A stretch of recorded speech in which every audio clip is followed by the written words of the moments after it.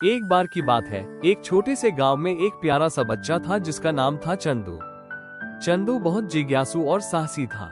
उसे नई चीजें सीखना और रोमांच पर जाना बहुत पसंद था। उसके पास एक खास दोस्त था, एक चतुर गिलहरी जिसका नाम था चिंकी।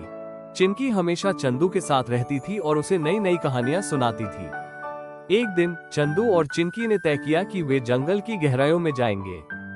उन्होंने सुना था कि वहाँ एक जादुई झील है जिसमें पानी के भीतर रंग बिरंगी मछलियां और चमकदार मोती होते हैं। चंदू ने अपनी छोटी सी झोली में कुछ खाने के लिए नाश्ता रखा और दोनों ने यात्रा शुरू की। जंगल में जाते ही उन्होंने कई तरह के पेड़ पौधे और जीव जंतु देखे। अचानक उन्हें एक बूढ़ा कछुआ मिला जो एक पेड़ के नीचे बैठा था। कछुआ बहुत धीमा था लेकिन उसकी आंखों में गहराई थी। चंदू ने उससे पूछा, क्या आप जानते हैं जादुई झील कहाँ है? कछुए ने मुस्कुराते हुए कहा, हाँ, लेकिन वहां पहुंचने के लिए तुम्हें 3 चुनौतियों का सामना करना होगा। चंदू और चिंकी ने उत्सुकता से चुनौती स्वीकार की। पहली चुनौती थी एक ऊंचे पहाड़ पर चढ़ना। चंदू ने हिम्मत नहीं हारी और चिंकी ने उसे उत्साहित किया। दोनों ने मिलकर पहाड़ चढ़ा और सफल रहे। दूसरी चुनौती थी एक गहरे गड्ढे को पार करना।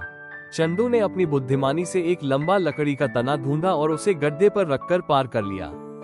तीसरी और अंतिम चुनौती थी एक पहेली का हल निकालना। पहेली थी, मैं बिना पंख उड़ता हूँ और बिना पैर दौड़ता हूँ, मैं क्या हूँ? चंदू ने सोचा और तुरंत बोला, हवा।